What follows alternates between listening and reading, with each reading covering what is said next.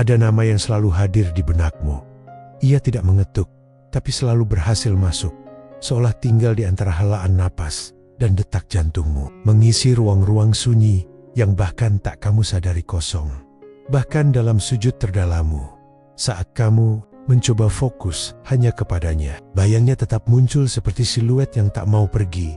Bukan karena kamu lemah, bukan karena kamu belum move on, tapi karena ada sesuatu yang lebih dalam dari sekadar kenangan, ada getaran yang tak bisa dijelaskan oleh logika. Kalau kamu terus memikirkannya, itu bukan tanpa sebab. Mungkin itu bukan kamu yang mengejarnya. Mungkin itu Allah yang sedang berbicara melalui hatimu, menggunakan rasa sebagai bahasa, menggunakan rindu sebagai isyarat bahwa ada pelajaran atau takdir yang belum selesai. Kadang rasa itu bukan untuk dimiliki, tapi untuk dimengerti. Kadang Allah tanamkan satu nama dalam hatimu bukan untuk kamu genggam, melainkan untuk kamu doakan, karena dalam doamu ada kekuatan yang bisa menembus batas dunia dan waktu. Jangan terburu-buru menolak rasa yang terus datang, karena bisa jadi itu bukan kelemahan, melainkan undangan dari langit, agar kamu memahami sesuatu yang belum pernah kamu lihat sebelumnya. Mari kita buka satu persatu petunjuknya, karena tidak semua rasa harus dilawan. Beberapa di antaranya perlu ditafsirkan. Bab 1. Rindu yang tidak padam. Walau waktu terus melaju, jika itu hanya rindu biasa, semestinya ia sudah terkubur oleh hari-hari yang terus berlalu. Ia seharusnya melemah, tenggelam bersama kenangan yang perlahan memudar. Namun, entah mengapa, rindu ini justru semakin hidup seperti api yang tetap menyala. Meski hujan deras mengguyur kamu, sudah mencoba melupakan, sudah berkali-kali menyibukkan diri, memaksa hati untuk berhenti berharap. Tapi mengapa namanya masih muncul tanpa izin? Mengapa bayangannya tetap hadir, bahkan dalam keheningan yang kamu ciptakan sendiri? Mungkin karena ini bukan rindu biasa. Rindu yang datang dari Allah, tidak terbakar oleh logika manusia. Ia bukan perasaan yang lahir dari keinginan sesaat atau obsesi semu. Ia adalah getaran jiwa, sinyal lembut dari langit yang menyentuh batinmu secara dalam dan diam-diam. Rindu yang seperti ini tumbuh seperti bunga di tengah gurun. Ia tidak bergantung pada hujan, tapi tetap mekar karena ada cahaya yang tak terlihat, yang terus memberi kehidupan. Dan bisa jadi yang kamu rindukan bukan hanya seseorang, tapi versi dirimu yang dulu pernah merasa utuh saat bersamanya. Atau mungkin Allah sedang menitipkan pelajaran penting lewat kehadirannya, bukan agar kamu memilikinya, tapi agar kamu bisa melihat dirimu sendiri lebih jujur, lebih dalam, lebih utuh. Rindu ini mungkin adalah cermin yang menunjukkan seberapa besar kamu mampu bersabar, seberapa tulus kamu mencintai tanpa pamrih, dan seberapa dalam kamu bisa mempercayai rencana Allah, bahkan ketika kenyataan tidak berpihak padamu. Jika hatimu masih terpaut, bisa jadi hatimu sedang diuji. Diuji bukan untuk dipatahkan, tapi untuk dipersiapkan. Apakah rasa itu melekat karena Allah, atau karena kamu takut kehilangan sesuatu yang dulu membuatmu merasa hidup? Allah tidak memberi rasa tanpa maksud. Kalau rindu ini terus bertahan, padahal kamu sudah melepasnya berulang kali, bisa jadi Allah sedang memperhalus hatimu, mengikis ego yang masih melekat, atau mungkin sedang menyiapkan sebuah takdir yang lebih indah dari yang kamu bayangkan. Tapi ingat, rindu juga bisa jadi jebakan jika kamu tidak menempatkannya pada tempat yang benar. Cinta yang suci bisa ternoda jika kamu menjadikannya pusat hidupmu, bukan Allah. Maka tanyakan pada hatimu, apakah rindu ini mendekatkanmu kepadanya, atau justru membuatmu semakin jauh dari tujuan hidup yang sejati? Karena jika memang cinta ini berasal dari Allah, ia tidak akan membuatmu resah tanpa arah. Ia akan membawa kamu kepada keikhlasan, kepada pemahaman, dan pada akhirnya kepada ketenangan. Rindu yang diberkahi Allah adalah rindu yang membuatmu lebih sabar, bukan lebih gelisah, lebih banyak berdoa, bukan lebih banyak bertanya, lebih tenang, bukan lebih terembeng-ambing. Dan jika suatu hari kamu dipertemukan kembali, kamu akan tahu bahwa semua rasa yang pernah kamu jaga dalam diam itu tidak pernah sial-sial di hadapan Allah yang Maha Tahu isi hati. Bab 2. Doamu selalu menyebut namanya. Ada satu nama yang selalu kau selipkan dalam diam, tak pernah disebut keras-keras, tak pernah diumbar dalam cerita, tapi selalu hadir dalam doa yang paling sunyi. Nama itu muncul ketika kamu menengadahkan tangan. Saat malam begitu hening dan dunia seolah berhenti berputar. Kamu tidak meminta yang berlebihan. Kamu tidak menuntut kepas, apalagi memaksa waktu. Kamu hanya ingin tahu dalam hatimu yang paling jujur, apakah ia juga menyebut namamu dalam doanya? Apakah ia juga sedang berharap, walau dalam diam, seperti yang kamu lakukan setiap malam? Tapi tahukah kamu, doa adalah bahasa jiwa, bukan sekadar rangkaian kata. Ia seperti benang tak kasat mata yang menghubungkan dua hati yang sedang dijahit oleh takdir. Terkadang kamu tak sadar bahwa saat kamu mendoakannya, ada ketenangan yang turun perlahan. Seperti pelukan dari langit yang mengatakan, aku dengar doamu dan aku tahu rasamu. Jika namanya muncul dalam doamu dan hatimu merasa tentram setelahnya, bisa jadi itu bukan keinginanmu sendiri. Itu adalah ilham dari langit, isyarat lembut dari Allah bahwa ada makna yang lebih besar di balik perasaan itu. Mungkin ruh kalian pernah bertemu di tempat yang tak dijangkau, di alam yang hanya bisa disentuh oleh jiwa-jiwa yang ikhlas mencinta karena Allah. Doa itu bukan hanya permintaan, tapi juga penyerahan. Saat kamu menyebut namanya dalam doa, kamu sesungguhnya sedang menyerahkan rasa itu kepada Sang Pemilik hati. Kamu berkata pada Allah, jika Dia baik menurutmu, maka dekatkanlah. Jika tidak, maka tenangkan hatiku dan cukupkan aku dengan cintamu. Itulah bentuk cinta yang paling tulus. Cinta yang tidak menuntut hadirnya seseorang di sampingmu, tapi cukup dengan melihatnya bahagia walau bukan bersamamu. Cinta yang tidak memaksa, tapi mendoakan dari kejauhan. Karena kamu tahu, Allah lebih tahu bagaimana cara mempertemukan yang terbaik. Dan jika kamu terus merasa terpanggil untuk menyebut namanya, jangan buru-buru menyangka itu hanya obsesi. Tanyakan pada jiwamu, apakah setiap kali kamu menyebutnya, kamu merasa lebih dekat dengan Allah? Apakah doa itu membawamu pada keikhlasan atau justru pada keputusasaan? Jika doamu menuntunmu pada sabar dan tawakal, maka teriskan. Karena bisa jadi kamu sedang menjadi bagian dari doa yang lebih besar, bagian dari takdir yang sedang Allah tulis dengan sangat hati-hati. Dan boleh jadi kamu adalah bagian dari kisah yang akan membuatmu bersyukur, pernah menunggu, pernah mendoakan dalam diam, dan pernah percaya tanpa melihat. Karena doa adalah senjata orang yang yakin ia tidak terlihat, tapi kerjanya menembus ruang dan waktu. Dan cinta yang lahir dari doa adalah cinta yang diberi izin untuk hidup oleh langit. Tidak buru-buru dimiliki, tapi dimuliakan dalam penantian. Tidak selalu berakhir dengan kebersamaan, tapi selalu berbuah keberkahan. Maka teruslah berdoa, bukan karena kamu ingin dia kembali, tapi karena kamu ingin hatimu tetap berada di jalan yang Allah ridhoi. Karena siapa tahu, dengan menyebut namanya dalam doa, kamu sedang menyelamatkan dua hati sekaligus, hatimu dan hatinya. Bab 3. Kamu tidak bisa membencinya. Meski pernah terluka, ada luka yang tak pernah kamu adukan pada siapapun. Bukan karena tak terasa, tapi karena terlalu dalam hingga sulit dijelaskan. Dengan kata luka yang muncul bukan dari pengkhianatan besar, melainkan dari harapan yang pelan-pelan layu, dari perhatian yang perlahan hilang, dari janji-janji tak terucap yang tak pernah jadi nyata. Tapi yang paling membingungkan bukan lukanya. Yang membingungkan adalah mengapa kamu tidak bisa benar-benar membencinya, padahal kamu punya alasan, punya cukup sebab untuk marah, untuk menjauh, untuk melupakan. Namun tetap saja ada ruang di hatimu yang menolak untuk menutup sepenuhnya. Itulah cinta yang telah melalui proses cinta yang tidak hanya tumbuh karena manisnya kenangan, tetapi juga karena pahitnya ujian yang kamu lalui bersamanya atau tanpanya. Cinta yang tidak membabi buta, tapi sudah melewati fase pemurnian, di mana kamu mencintai bukan karena ingin memiliki, tetapi karena kamu ingin melihatnya baik, ingin melihatnya selamat, walau bukan bersamamu. Allah, dalam kasih sayangnya yang maha luas, bisa saja memisahkan kalian, bukan untuk menghancurkan, tapi untuk memperbaiki. Allah tahu, cinta yang dibangun di atas emosi belum siap menjadi rumah yang kokoh. Maka dia izinkan waktu menjadi alat untuk mengikis ego, menyaring niat, dan membentuk versi terbaik dari dirimu dan dirinya. Kamu mungkin pernah bertanya, kenapa harus terluka jika cinta ini suci? Tapi justru luka itu yang menjadi alat pembersih. Karena cinta yang belum disentuh oleh luka, seringkali masih dipenuhi ambisi. baru setelah hati diremukkan. Kamu bisa membedakan mana cinta yang menuntut dan mana yang berserah jika kamu masih mengingatnya, tapi bukan dengan dendam. Jika kamu masih bisa menyebut namanya dalam doa, walau tak tahu apakah akan bertemu kembali, maka kamu sedang berada dalam proses pemurnian.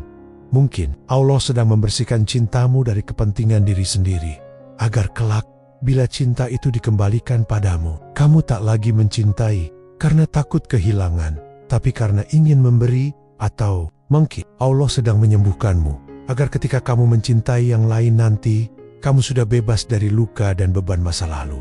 Dan kamu bisa mencintai tanpa membenci setelah terluka. Itu bukan kelemahan, itu kekuatan.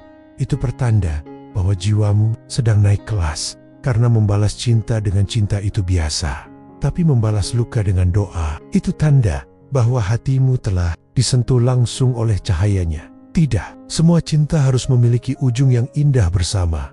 Ada cinta yang memang ditakdirkan hanya untuk mengajarkan, ada yang hanya datang untuk membentukmu, menguatkanmu, lalu pergi. Namun ketika kamu bisa mendoakan seseorang yang pernah menyakitimu, itu artinya kamu telah memahami hakikat cinta yang sejati, yang tumbuh bukan karena balasan, tapi karena keikhlasan. Dan jika Allah berkehendak mempertemukan kalian kembali, maka itu bukan karena cerita kalian sempurna, tapi karena kalian telah dipersiapkan dengan luka, ditempa oleh waktu, dan dijaga oleh doa yang tak pernah selesai kau panjatkan dalam diam. Bab 4. Semua hal seolah mengarah padanya. Pernahkah kamu ketika kamu sedang tidak memikirkannya, justru semesta seperti sengaja mengingatkan, kamu duduk diam, tidak sedang mencari apa-apa, lalu tiba-tiba sebuah lagu terputar, dan setiap liriknya seolah sedang membongkar isi hatimu. Kamu buka buku acak, lalu di halaman itu ada kutipan yang menggambarkan dengan persis perasaan yang selama ini tak kamu ungkapkan.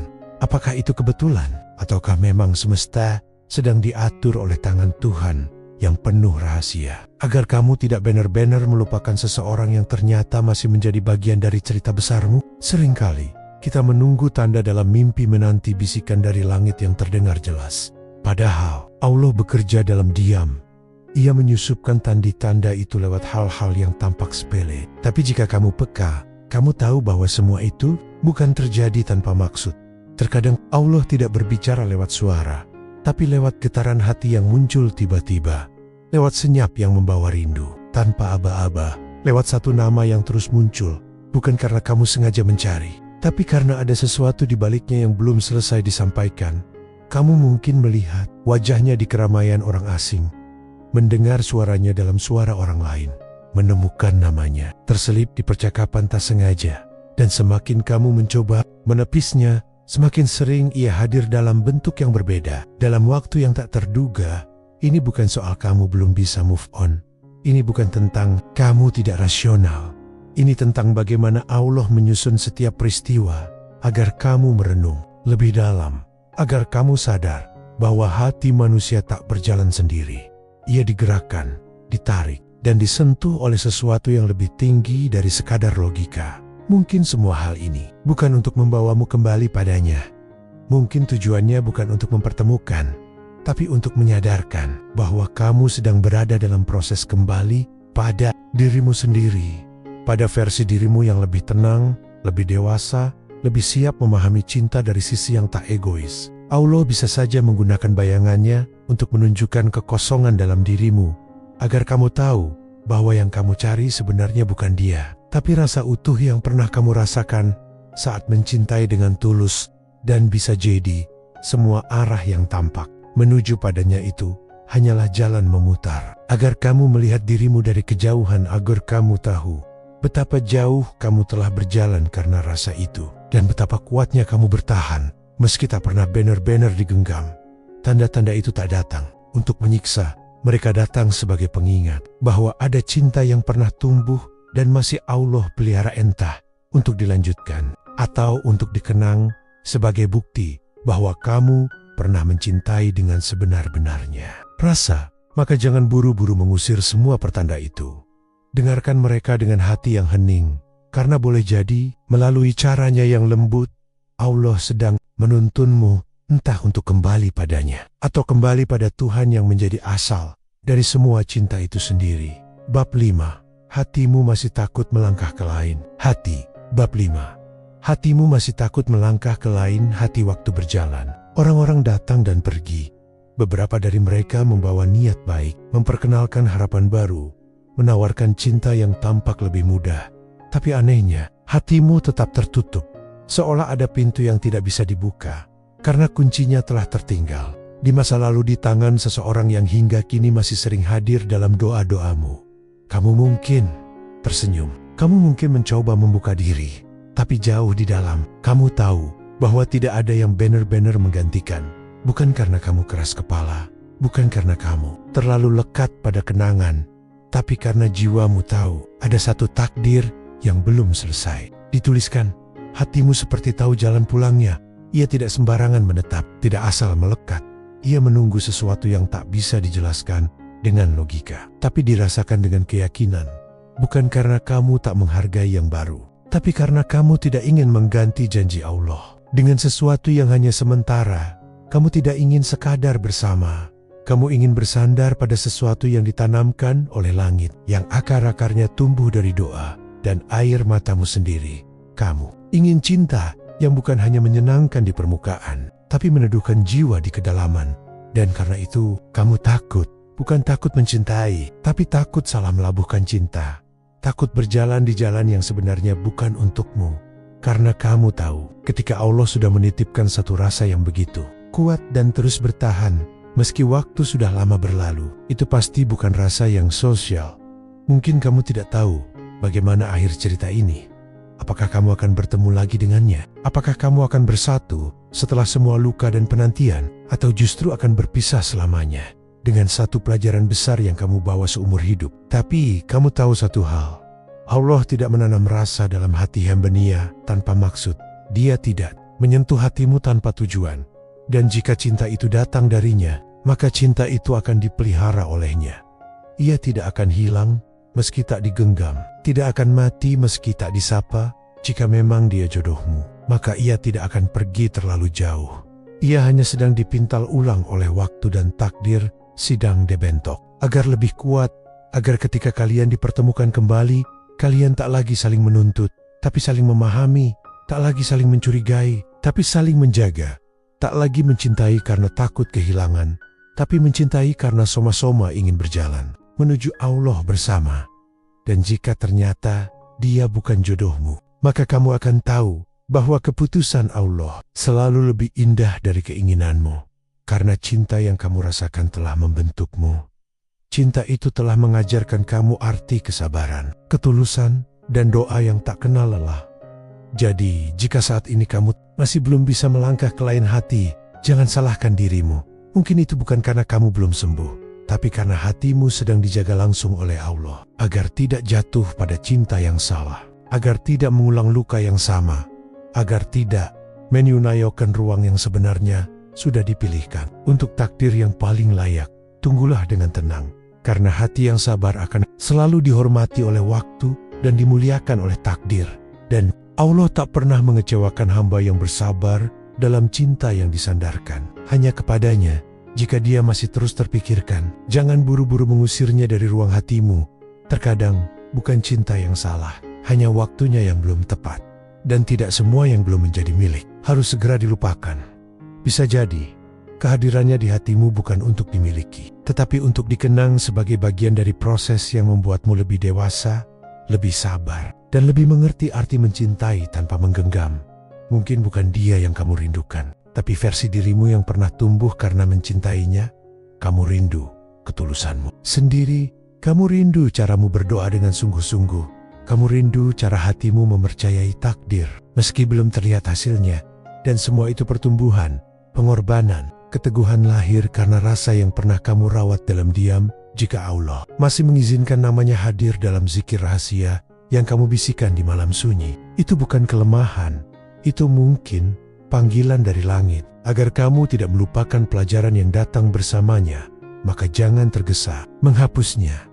Ada hal-hal yang perlu dibiarkan tinggal sementara waktu, sampai Allah sendiri yang mengambil alih. Biarkan Allah yang memelihara rasa itu. Biarkan Dia yang menguji, menghaluskan niatmu, dan menata ulang takdirmu. Sebab jika dia memang untukmu, tak ada yang bisa mengambilnya. Ia akan kembali pada waktu yang tak kamu duga, dalam bentuk yang lebih utuh, lebih siap, dan lebih berkah. Dan jika bukan dia orangnya, maka Allah akan menggantinya dengan seseorang yang membuatmu bersyukur pernah bersabar. Bersyukur karena kamu tidak menyerah. Meski sempat ingin, bersyukur karena kamu tidak membenci. Meski pernah terluka, dan bersyukur karena kamu memilih menunggu. Arahan bukan desakan emosimu sendiri, sebab cinta yang dipelihara dalam kesabaran akan selalu dibalas dengan keindahan. Entah dalam bentuk pertemuan, atau dalam bentuk pemahaman yang menenangkan hati.